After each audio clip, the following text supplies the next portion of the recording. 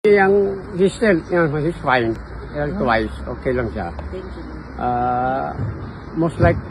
Mostly ang among istoryahan is family affair.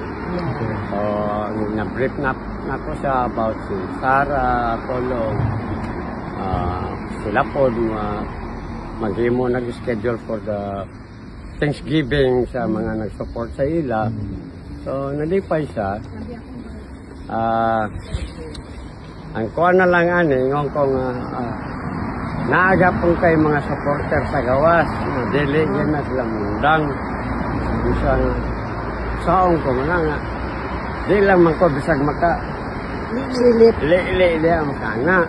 So, ang gipabot niya na salamat lang yun daw sa inyong undying support sa iya. So, mubawi ra daw siya og if ever kawan.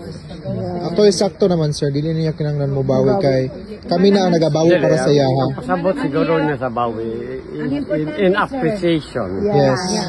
Sa inyong kwan. Pasalamat na ayo sa iya sir na siya makauli within this month. Dili wala ni ka-discussion because you are not allowed to talk about the marriage of Yes. wala ni sa istorya. Basta ang kwan niya, akong paghipaw, the lawyers are working on it. Pero the policy is not within sa jurisdiction.